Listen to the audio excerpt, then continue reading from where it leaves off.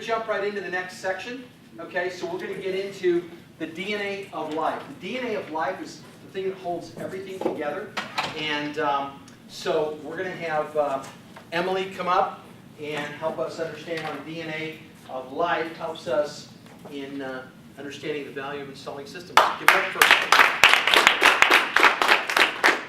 So my topic is DNA for life and the natural laws. If you go to thevisionproject.net and search for simple life wisdom, you're going to see some of the 250 laws that have been discovered that guide us in our lives. I loved Kevin's analogy this morning with the screws being the DNA for life that holds things together when things fall apart. Those of you who've been attending mastermind seminars for the last few months know that I used to go on fishing vacations with my grandfather first and then my dad when we got older. I told you how my grandfather was living principles 1 and 2. I believe that he saw us little kids and the lake and the rowboat as walls of opportunity and no problems, only opportunities. He saw all of those things wrapped around the fish with the goal of putting food on the table.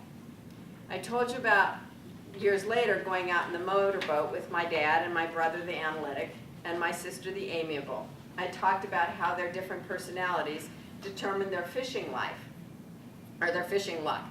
I left you with the lesson of focus and consistency that I got from watching my dad cast into the shore over and over and over again and catch the most fish.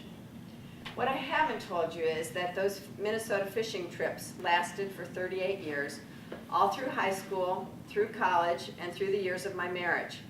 I brought my now ex-husband, to the driver, expressive, amiable, to Minnesota to vacation with my parents and siblings. He put the fun in the vacations with trips to the local root beer stand for 10 burgers for $10 a day. We'd bring our own lettuce and pickles because those were extra. That wasn't included in the $10 price. We went to all the tourist traps. We went to the deer park.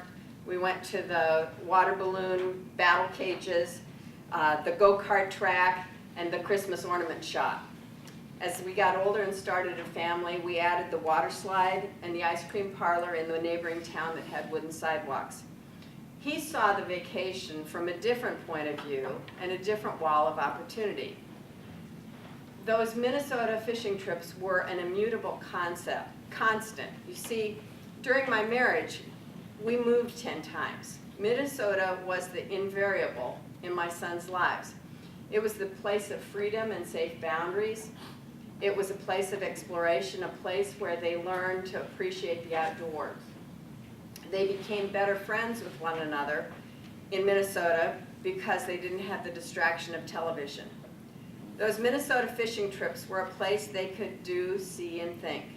For me, when life got complex with moves or the challenges of children, Minnesota became a place where I lived the simple to complex to simple principle with the help of my family.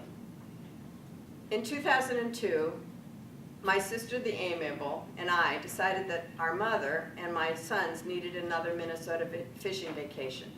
My dad had passed away the previous fall. I was reeling from my divorce, and my mom was starting to fail mentally. We thought this trip would provide some consistency and normalcy to an abnormal time in our lives. We successfully navigated the drive from Indiana to Minnesota, listening to my mother comment on every cornfield we passed along the road. We got through the unloading and unpacking and grocery shopping. Piece of cake. We got this. We were living the teenage principle. We were confident when we shouldn't have been and unconfident when we should have been. We set out to put together the fishing event. There were these 2 giant rod cases of disassembled rods and a tackle box full of reels that had to be attached to the appropriate rod. And then the line needed to be threaded through the leads and hooks had to be attached. We were stunned.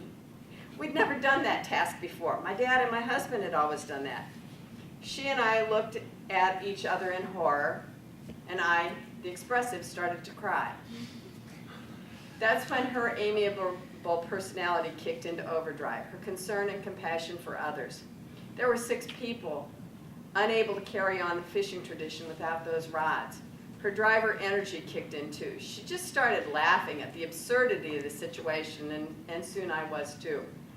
We utilized the great versus good principle and put things together as best we could. Before long, the equipment was set and we were able to plan for the next day's fishing trip. That's when we hit the next wall of opportunity. My mother was frail and unsteady on her feet, so getting her from the dock down into the boat was a challenge. My son's amiable qualities were called forth, and they literally would hand her one boy on the dock to two boys in the boat to get her seated to get ready to leave. But the boat only held 4 people.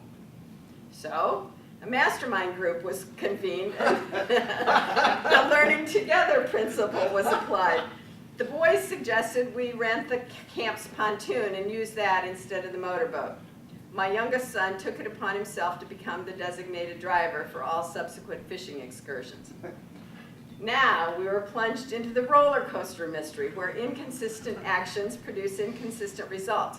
We had new terrain to navigate in a different vehicle using rods and tackle that were put together with a good versus great attitude.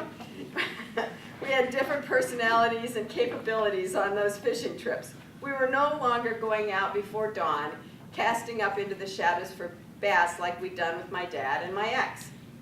In some ways, we were experiencing the caught in the middle principle, being held back by those around us. Somewhere around the halfway point in the trip, we applied the warm belly rub principle. The trip was no longer about the goal of fishing and putting food on the table. The goal became to create memories and to honor the memories of those who were no longer vacationing with us. And we had systems in place to redefine what vacation meant. We went to that ice cream parlor. We visited the Christmas ornament shop. We went to the root beer stand for the $10 hamburgers, and the boys got 2 burgers. There's a value in life principle that's also known as the focus on others principle. When I stopped focusing on my own loss and sadness and focused on others, it became a successful vacation. There's a 5 H's to success in life: hope, head, heart, hands, and help. We'd like to think that hope comes first, then head, heart, hands, and help, and sometimes it does, but in other situations, we're just forced into action. We just take action. We utilize the hands, even without the hope, without the head. I can't think about it, and I don't feel like it without the heart. When we're faced with adversity, we have to utilize excitement, or in our case, laughter, to cause perseverance, which determines our character, which leads to hope. You know, thinking about those fishing trips taught me a lot about focus and consistency, how my dad was the best fisherman because he was focused and consistent. I think in the end, however, I'm the best steward of the time, talent, treasures, trust, and truth of those vacations. I'm the best steward because I've never quit. I've overcome the things that are out of order and out of control. I'm learning to push through the boring and not fun parts.